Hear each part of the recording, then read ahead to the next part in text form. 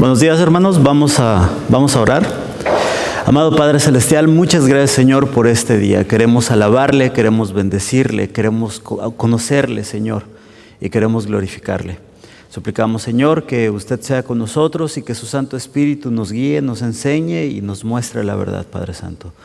Se lo pedimos encarecidamente. En el nombre de Cristo Jesús. Amén.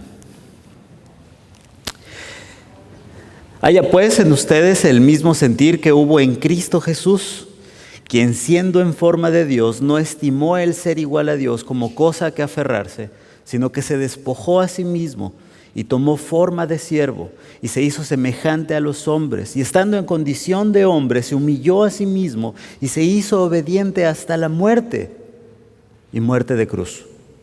Por lo cual Dios lo exaltó hasta lo sumo y le dio un nombre que es sobre todo nombre, para que en el nombre de Jesús se doble toda rodilla de los que están en los cielos y en la tierra y debajo de la tierra, y toda lengua confiese que Jesucristo es el Señor, para gloria de Dios Padre.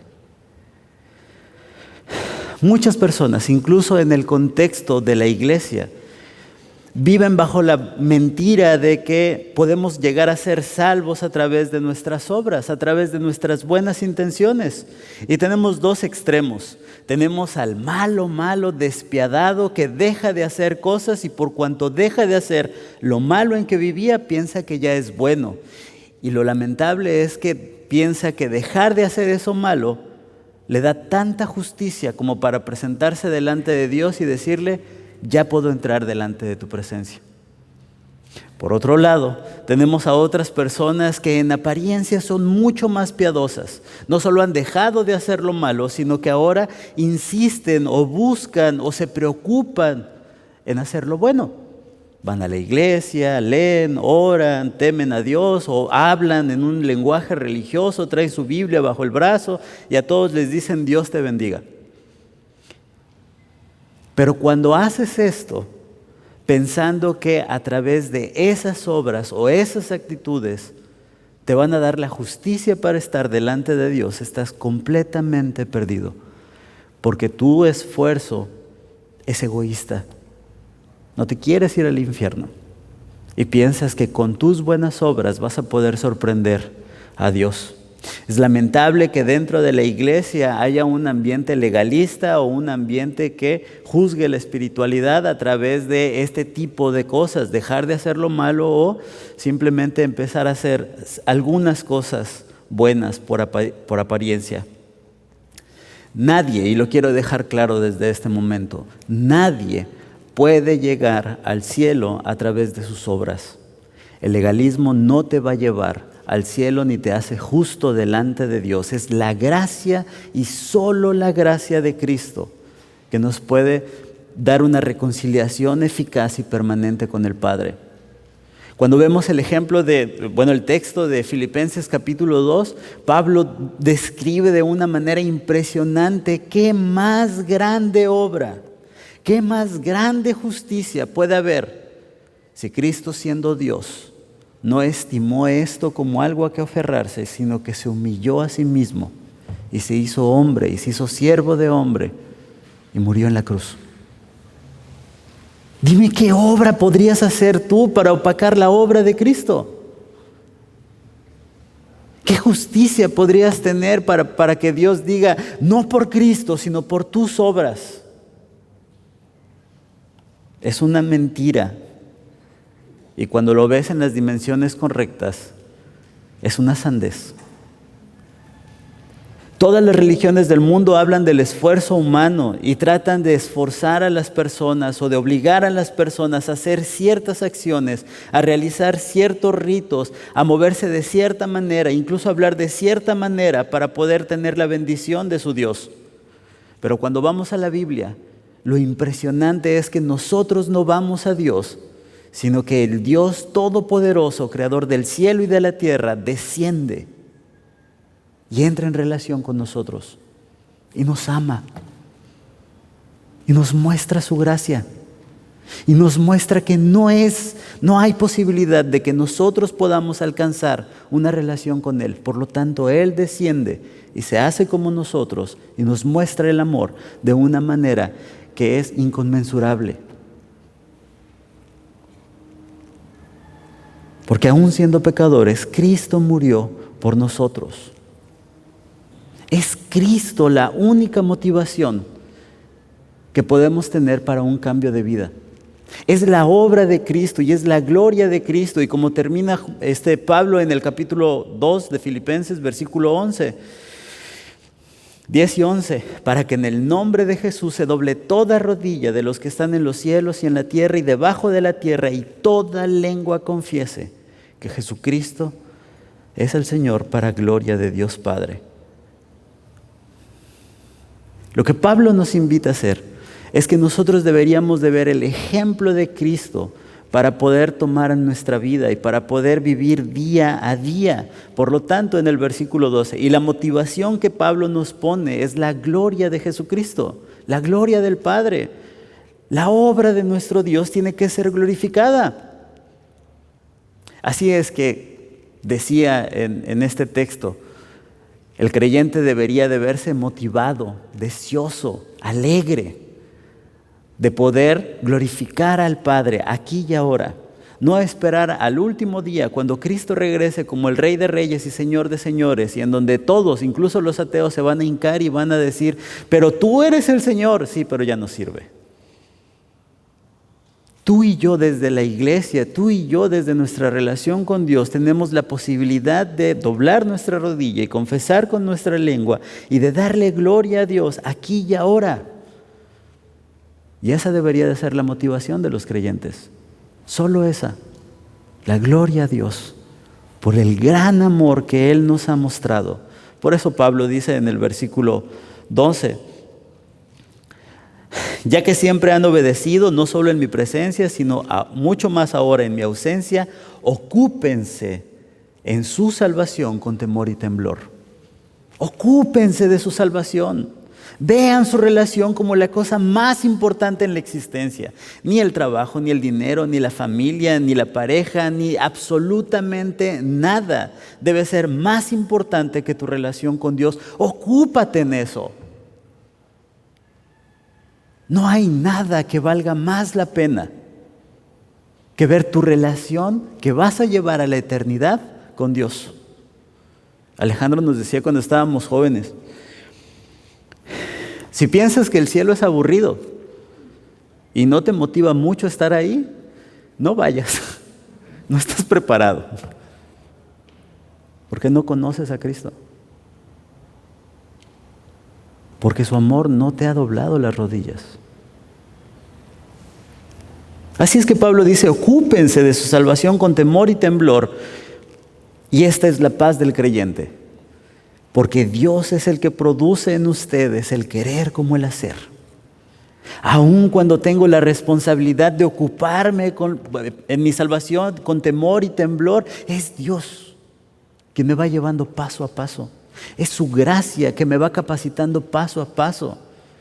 Es su fortaleza la que me va ayudando a enfrentar cada uno de mis pasos y cada una de mis luchas. No importa las circunstancias, no importa el desafío. No importa cuánto duela caer, es la gracia de Dios la que nos garantiza llegar al final delante de su presencia, como dice la doxología de Judas. Es Él quien nos lleva delante de su gloriosa presencia con gran alegría, guardándonos sin tacha y sin mancha. Quien es salvo por la gracia de Cristo será desafiado a ocuparse de su salvación como el propósito máximo de su vida. Así es que ahí es donde vienen las obras. Pero las obras son el fruto, son la consecuencia, son el resultado de que ya tengo ciertamente segura y plena una relación con Dios. Las buenas obras son la consecuencia de Dios obrando en mi vida. Es la evidencia de que Dios está transformando un corazón que era de piedra y lo ha transformado en un corazón de carne, un corazón que era necio a un corazón que atiende, un corazón que estaba inmerso en el pecado a un corazón que ahora está preocupado por su relación con Dios. Es la gracia de Dios la que nos mantiene en las buenas obras. Es la obra del Espíritu Santo quien nos está guiando paso a paso para poder hacer su voluntad. Es Dios y su fortaleza quien nos sostiene en nuestra debilidad. Y cuando somos débiles, entonces somos fuertes porque Dios es el que nos sostiene. El creyente debería de ver la ocupación en su salvación como la gloria máxima, no solamente porque va a hacer buenas obras, no solamente porque va a tener buenas consecuencias al vivir como Dios manda, sino por el gozo de ver la obra de Dios mismo en su vida, en su diario vivir, en su cambio de personalidad, en su cambio de mentalidad, en su capacidad para hacer la voluntad de Dios. Y esto, hermanos, no se finge. Ningún verdadero hijo de Dios, quien el Espíritu Santo lo está llevando, lo está guiando, lo está transformando, puede ocultar la obra de Dios mismo en su vida. Y esto es lo que nos está diciendo Pablo. Así es que me gustaría dar un giro a esa falsa idea que se ha predicado incluso en iglesias, incluso en contextos religiosos. Las obras no te van a llevar a la salvación. Las obras jamás te van a hacer lo suficientemente justo para opacar la obra de Cristo.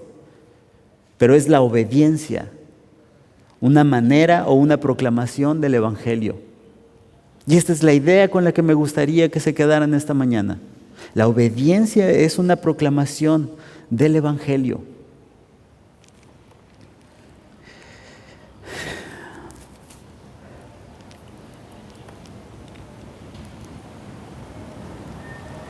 Primera de Corintios capítulo 10, versículo 1 a 6 dice: hermanos, no quiero que ignoren que todos nuestros antepasados estuvieron bajo la nube y que todos cruzaron el mar. Todos ellos, en unión con Moisés, fueron bautizados en la nube y en el mar. También todos ellos comieron del mismo alimento espiritual y todos bebieron de la misma bebida espiritual, porque bebían de la roca espiritual que los seguía, la cual es Cristo. Por lo cual la mayoría de ellos no agradó a Dios y por eso quedaron tendidos en el desierto. La advertencia, versículo 6. Pero todo esto sucedió como un ejemplo para nosotros, a fin de que no codiciemos cosas malas como ellos lo hicieron. Es muy interesante, y cuando yo estaba estudiando este versículo, y lo voy a leer, versículo 12 al 14. Por tanto, amados míos, ya que siempre han obedecido, no solo en mi presencia, sino mucho más ahora en mi ausencia, ocúpense en su salvación con temor y temblor, porque Dios es el que produce en ustedes lo mismo el querer como el hacer. Es el 14. Háganlo todo sin murmuraciones ni peleas, para que sean irreprensibles y sencillos e intachables hijos de Dios en medio de una generación maligna y perversa, en medio de la cual ustedes resplandecen como luminares en el mundo. Aferrados a la palabra de vida, para que el día de Cristo yo pueda gloriarme que no he corrido ni he trabajado en vano. Cuando tú lees el pasaje desde una perspectiva superficial y lo lees rápido, dices: sí, tenemos que ser buenos cristianos. Venga, lo que sigue. Y cuando lees así, es muy fácil decir: hay que hacer buenas obras. Y cuando intentas leer sin el contexto de lo que dice la Biblia y sin la gracia de Cristo, pareciera que Pablo está diciendo: para que sean hijos de Dios tienen que ser irreprensibles, intachables y santos. Pero lo que me gustaría compartirles esta mañana es la impresionante facilidad con la que Pablo va al Antiguo Testamento, toma del Antiguo Testamento y lo pone para la iglesia de Filipo, que ni siquiera eran judíos. El lenguaje con el que Pablo habla en este pasaje es enseñando cómo el pueblo de Israel, teniendo la gloria de Dios, y cómo el pueblo de Israel, estando en el contexto de la gracia, la negaron. Así es que mi propósito no es un llamado al moralismo.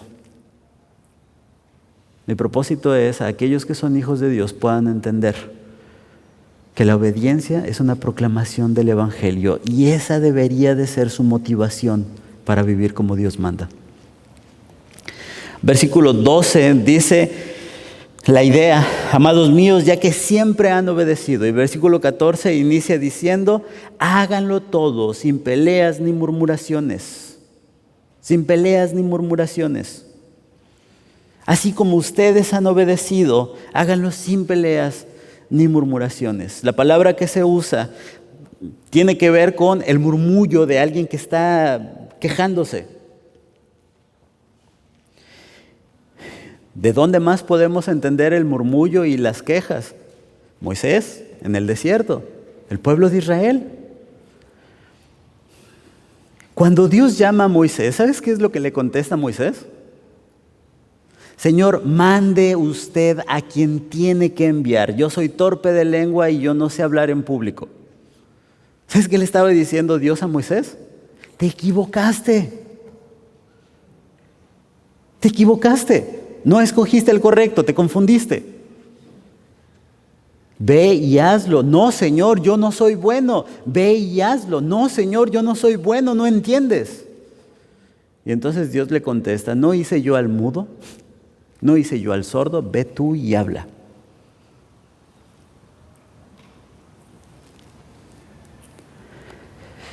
Cuando Dios saca al pueblo de Egipto, el pueblo de Egipto vio el poder de Dios y vio el juicio de Dios. Israel presenció cómo su Dios estaba dominando y estaba exponiendo y estaba humillando a todos los dioses. Sale al desierto y lo primero que dice es: híjole, qué sed. Nos trajeron al desierto para morir con sed. Ok, hay agua. Ay, esta agua está amarga. Esta agua no sirve. Vamos a morir en el desierto. Dios nos ha sacado solamente para matarnos. Ok, les doy agua. Ay, pero en Egipto teníamos carnita. ¿Te acuerdas los filetes que comíamos como esclavos en las jornadas larguísimas en las que los egipcios nos ponían a trabajar? Y entonces el pueblo de Israel se pone a murmurar y se pone a quejar tanto que es un fastidio. Allá teníamos carne, allá teníamos verduritas para comer, allá sí nos alimentaban bien. Y era queja tras queja, tras queja, tras queja. Y ahí en su lectura dominical, como dice Alejandro, pues lean la historia de Coré y el pueblo de Israel que se estuvo quejando contra Dios y contra Moisés. Los fariseos hacían lo mismo. Cuando Jesús estaba predicando, ellos se ponían atrás entre la multitud y empezaban a decir: ¿y cómo es este que nos viene a enseñar si es el hijo de José y lo conocíamos? Es ese murmullo. Es ese de que estás viendo que están haciendo algo, pero dices: ay, no, está muy feo. Uy, no me gustó el color. Ay, es que antes teníamos acomodado diferente. Y te pasas quejando de todo y de todo y de todo. Es ese murmullo del que dice Pablo: no hagan nada, ni con murmullos, ni con contiendas. Así es que el pueblo, los fariseos, los hombres que están lejos de Dios, van a estar dedicados a estar murmurando, quejando, hablando de las cosas que se hacen mal. Es que eso no me gusta. Es que son la gente que se siente y después del culto dice: no me gustó la alabanza. Como que le faltó, no me emocionó tanto. Si no es para ti, es para Dios. Y si no eres tú el espectador, es Dios el espectador que viene a escuchar, a cantar a su pueblo. Es ese murmullo. Digo, por si las contiendas, la palabra que se usa en contienda tiene más que ver con argumentaciones, tiene que ver con pleitos, tiene que ver con estarse defendiendo una idea contra otra idea. Y esto es lo lamentable cuando el pueblo de Israel, cuando la iglesia se está peleando dentro de la iglesia, cuando la iglesia está defendiendo su punto, Cuando la iglesia está dividida y cada quien está en una sección y todos están hablando mal de los otros. Cuando la iglesia no puede tener la misma enseñanza, cuando la iglesia no puede ver la Biblia como la autoridad. Hermanos, ustedes que han obedecido, háganlo sin murmuración y sin contienda. Y para que nosotros entendamos más o menos el contexto. Padres, ¿alguna vez han mandado a sus hijos, adolescentes o niños a hacer alguna tarea en casa? ¿Ya has escuchado ese, sí, pero mi hermano está haciendo menos, yo siento... ¿Sí? ¿Has visto esa actitud en la que le dices, ve y haz, y dicen, sí, pero yo ya hice, pero el otro día no, y se la pasan quejándose y quejándose y quejándose y quejándose? Este es el ambiente que Pablo dice no debe de existir en la iglesia. Así como te cae gordo y te repatea que tus hijos te contesten de esa manera y te choca y ves lo lamentable que es que ni siquiera puedan recoger eso, Pablo decía, ustedes están igual. No lo hagan. Eviten la murmuración, eviten la contienda dentro de la iglesia. Porque la obediencia es una proclamación del evangelio. Y te tengo algunas preguntas.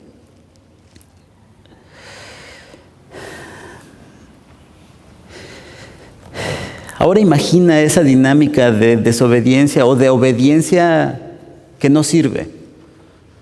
Eso no es obediencia. En 1 de Pedro 4:9, Pedro habla sobre gente que está dando posada a sus hermanos, pero detrás de ellos están murmurando. Así no lo hagan, así no obedezcan, de esa manera no. Imagínate las relaciones dentro de una iglesia así. ¿Cómo van a poder predicar el evangelio para los perdidos? ¿Acaso podrían invitar a un vecino para qué? Para ser parte de su grupo y no del otro grupo, porque, ay no, esos son bien payasos. No, ni los saludes, está bien. O no, es que ellos no te van a saludar porque... ¿Para qué vas a invitar a gente no creyente a ver eso dentro de la iglesia? ¿Cómo podría hablar la iglesia del perdón y reconciliación si no lo pueden vivir? ¿Cómo podrían hablar de la gracia si no pueden aplicar la gracia con sus hermanos?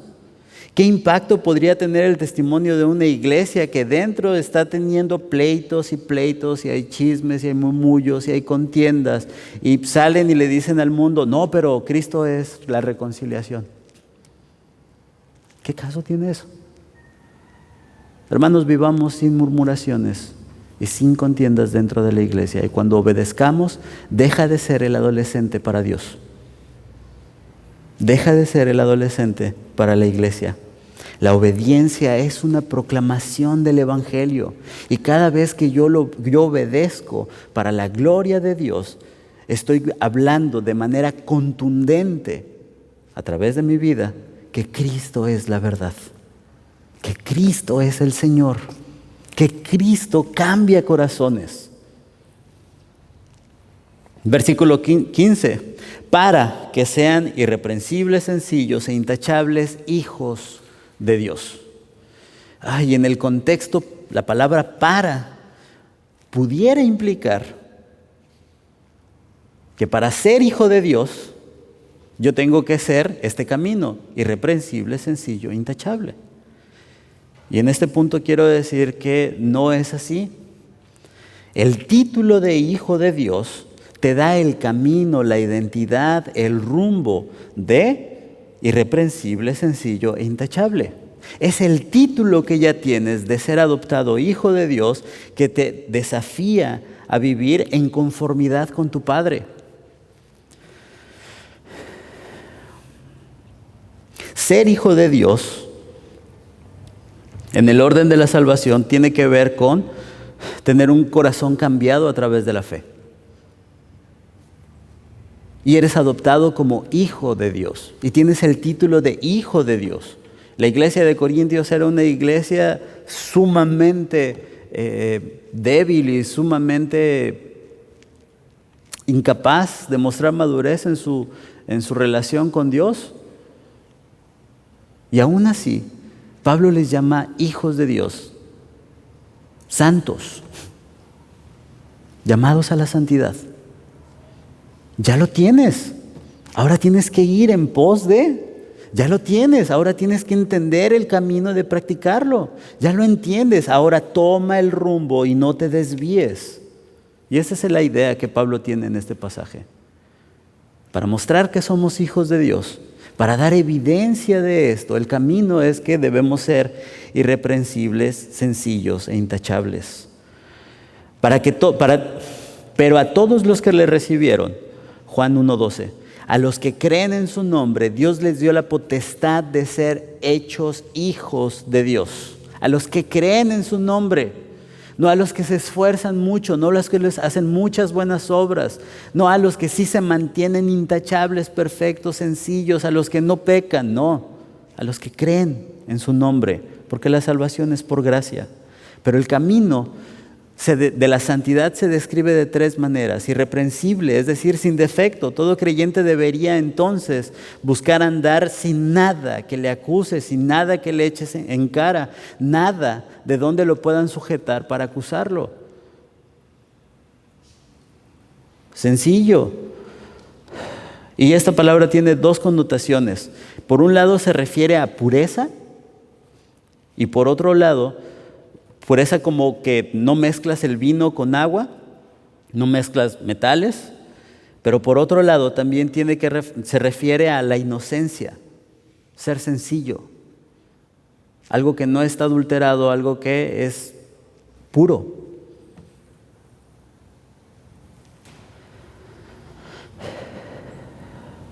Mateo 10:16 utiliza la misma palabra hablando de las serpientes y las palomas. Deben ser astutos como las serpientes y sencillos como la paloma. Y no es que la paloma sea humilde, es que es un símbolo de pureza, es un símbolo de que no está contaminado. El creyente debería no estar contaminado y el creyente debería de vivir de manera distinta. Y si te llaman tonto por no entender cosas, está bien. Y si te tienes que hacer el tonto para no entender cosas, pues hazte el tonto.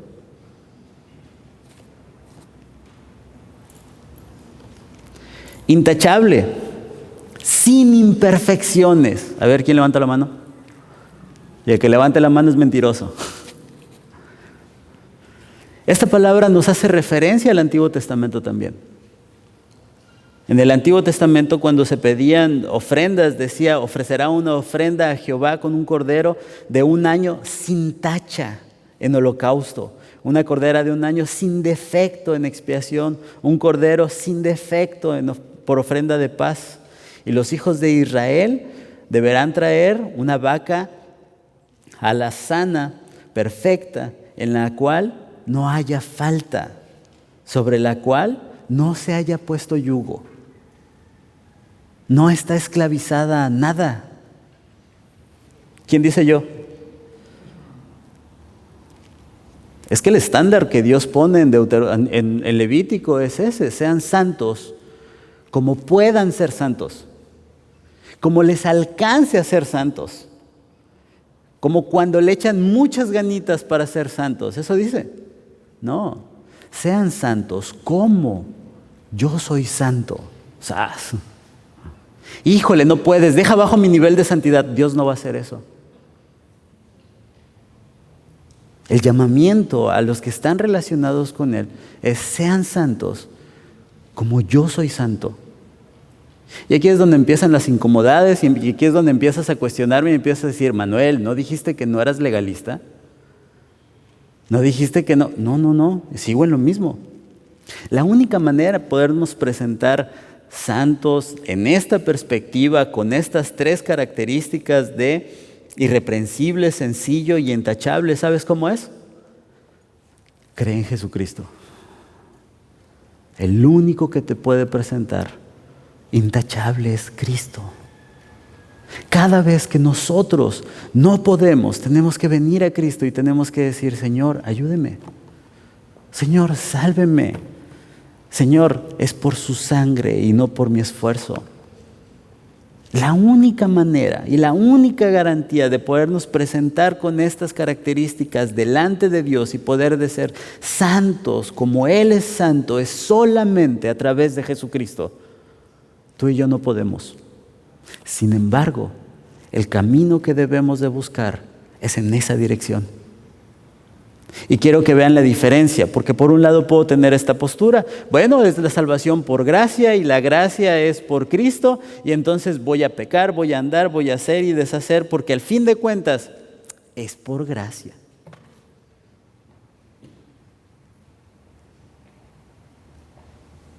Pero por otro lado, puedes entender que es la obra de Cristo.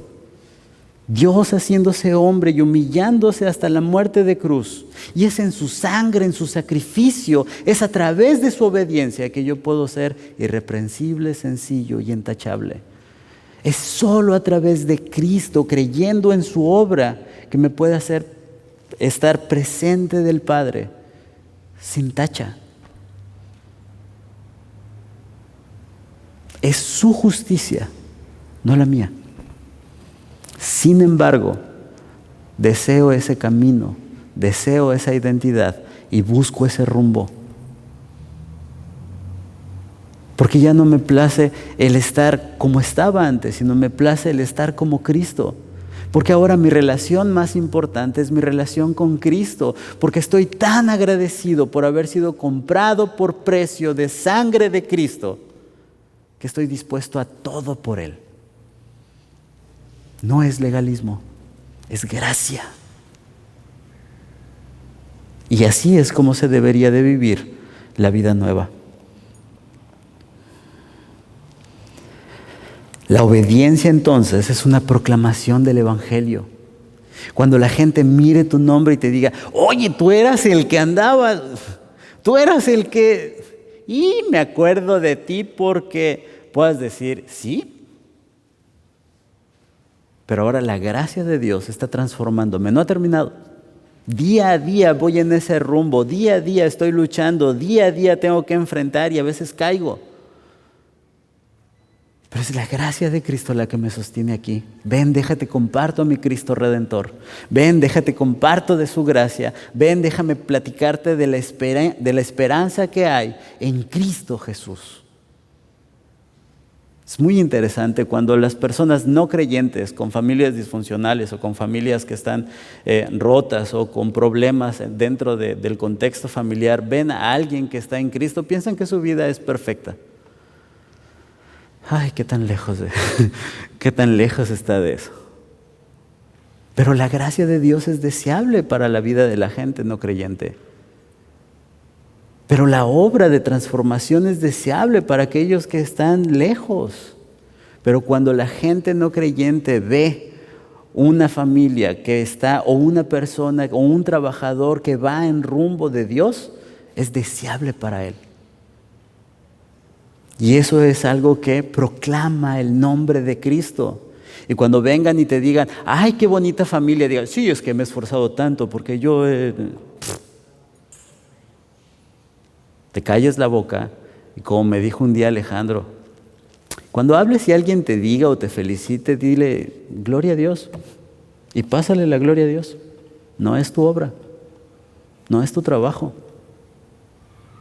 es Dios obrando en tu vida. Cuando alguien ve a tu familia como alguien deseable o ve a tu testimonio como algo diferente, no te quedes con la gloria y digas, sí, es que yo soy cristiano desde hace muchos años y oro todos los días y yo ayuno. No, cállate y di Cristo. Es Cristo el que me salvó, es Cristo el que me cambió, es Cristo el que está obrando en mi vida. Lo que tú ves en mí no es mi esfuerzo, es la gracia de Dios obrando en mi vida. Ven, déjate proclamo a Cristo, déjate comparto de su gracia. Hay esperanza, hay consuelo, hay camino. Y Pablo describe la generación y dice que, déjame ver, sí, dice, en medio nosotros debemos de ser irreprensibles, sencillos e intachables, hijos de Dios en medio de una generación maligna y perversa. ¿De dónde lo saca? Pues lo saca de Deuteronomio capítulo 32, versículo 5, en donde Moisés dice, ustedes se han convertido en una generación maligna y perversa. El pueblo de Israel ha dejado el camino de Dios y se ha alejado y ahora es maligno y perverso. Y estas dos palabras son bien interesantes, porque el término maligno se refiere Se refiere a cualquier cosa que se desvía de la norma o del patrón, algo que está chueco,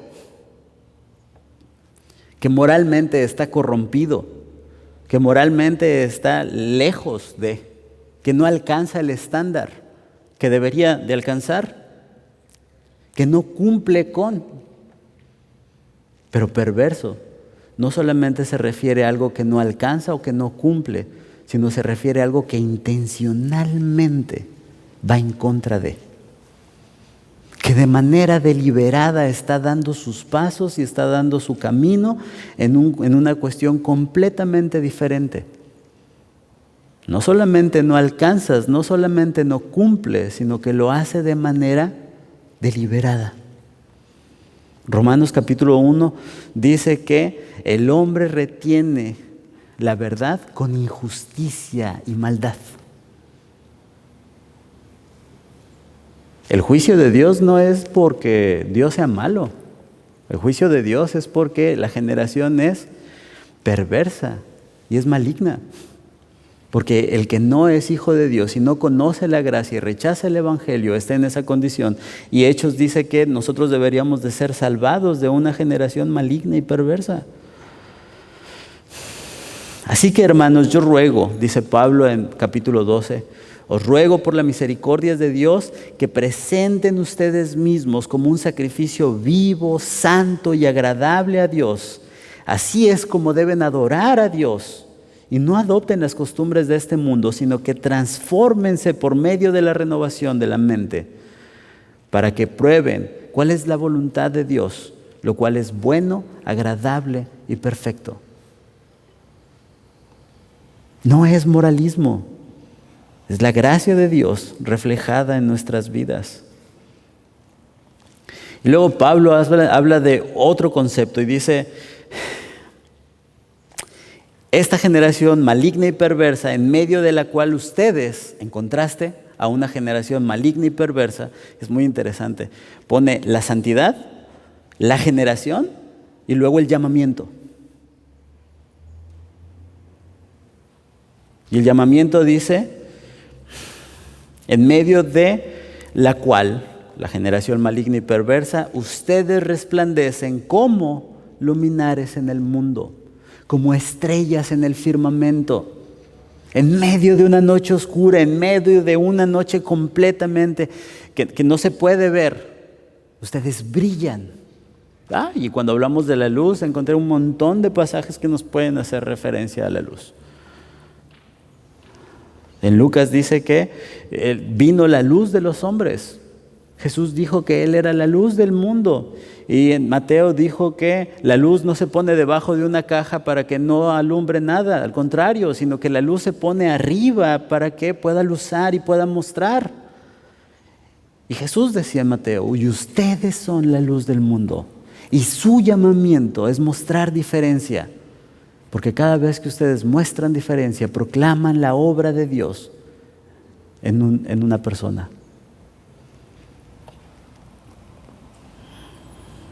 La obediencia es una proclamación del evangelio.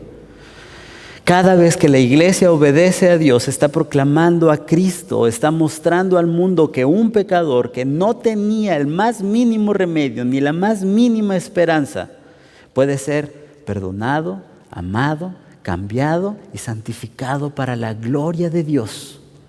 Y ahora tiene el propósito de ir y proclamar a Cristo y de decir: es Cristo quien te puede cambiar. Y lo que ves en mí, lo poco bueno que ves en mí, es por la gracia de Dios en mi vida. Lo mucho bueno que ves en mí es la gracia de Dios en mi vida.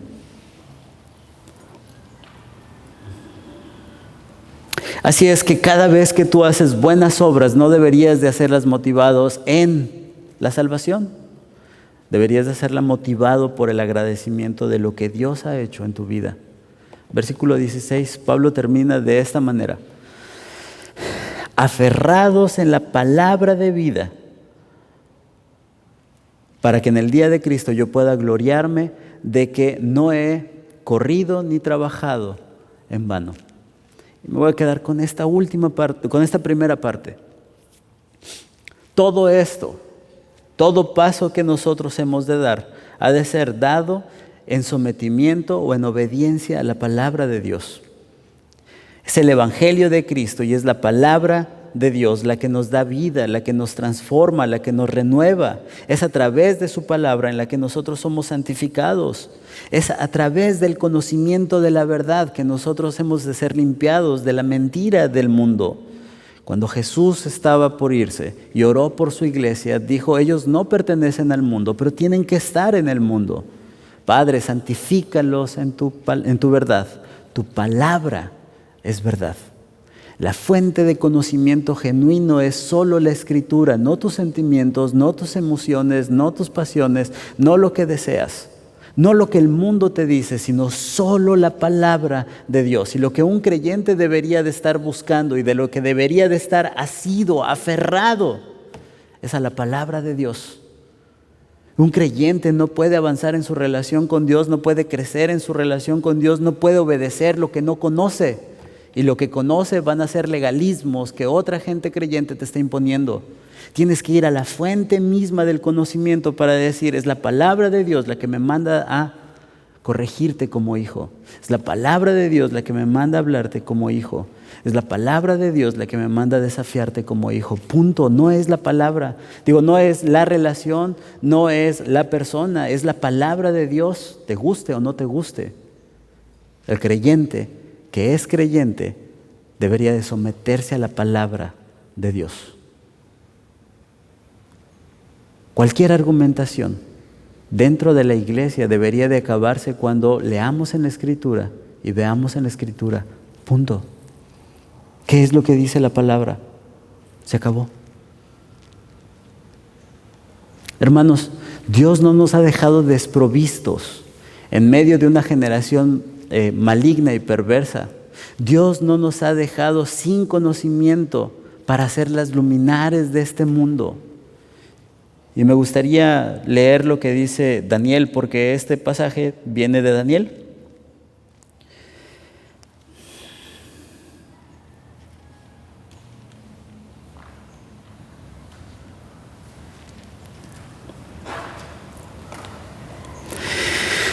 Daniel capítulo 12, versículos 2 y 3. Muchos de los que duermen en el polvo de la tierra serán despertados, unos para vida eterna y otros para vergüenza y confusión perpetua. Versículo 3. Los entendidos resplandecerán como el resplandor del firmamento, y los que instruyen a muchos en la justicia serán como las estrellas por toda la eternidad.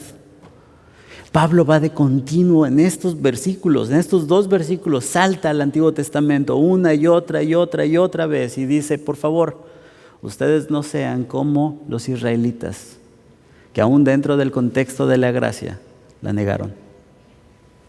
No podemos predicar el legalismo, no podemos predicar las obras, es solo la gracia de Cristo.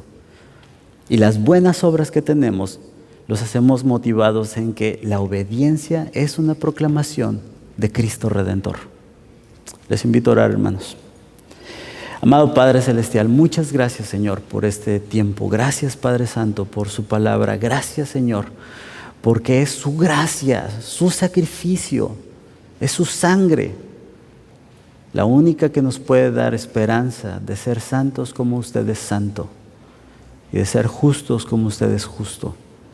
Suplico, Señor, que sea con su pueblo. Suplico, Señor, que sus hijos puedan entender la responsabilidad de ser luminares en este mundo, Señor, y de instruir a otros en justicia, y que puedan resplandecer en el firmamento de la eternidad, Señor. Bendíganos, Padre Santo, sea con nosotros y que sea su gloria en nuestra vida. En Cristo Jesús oramos. Amén.